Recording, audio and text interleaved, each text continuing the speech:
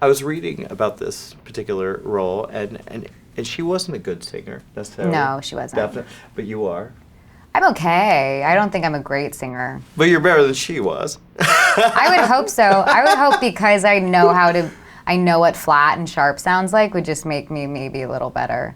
I found her singing endearing, listening to it so much, just to understand her sound or kind of get inspiration for how I was going to do it, because I can't mimic her, because you can never actually sound like one other person. Yeah.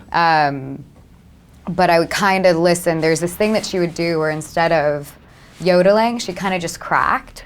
Like it was just kind of like a supported crack sound. And so I started doing that a lot. And then when Rodney Crowell laughed at it, and he like pointed it out that he thought that was specifically funny, I played around with that, and I played around with being flat for most of everything.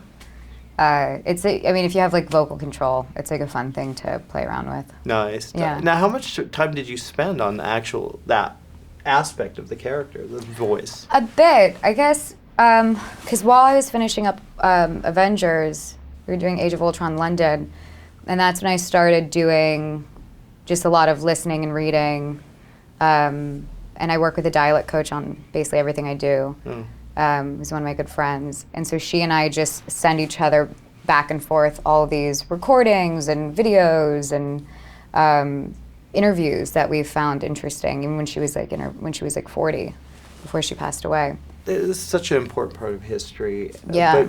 But do you feel like she was kind of a sideline in his history, or do you feel like she was just as important to his success? Well, she was literally a sideline, but he didn't have a business mind. And we tapped, you can't always repeat history in film fully. We tried as much as we could to make everything authentic to the stories that were real.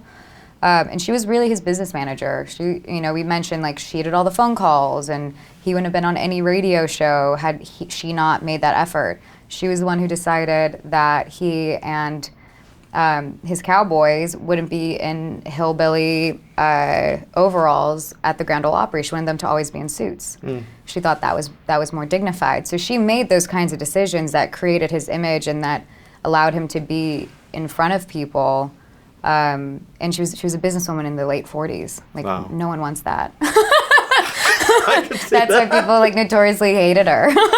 Well, again, we were talking earlier about what an interesting career you've had, and going from the Marvel Universe to this, it's probably a pretty gratifying thing knowing that you're reaching all sorts of fans, especially with Scarlet Witch as well. Yeah, it's really cool. I feel very lucky right now to be able to return to the Marvel Universe, and they keep continuing to grow my character in interesting ways, which is exciting for me because that's what you hope when you sign on. Mm-hmm. And then to be able to be part of a smaller, intimate set that is all about the creation and the teamwork, and it's just much more intimate. And that play for me is really gratifying.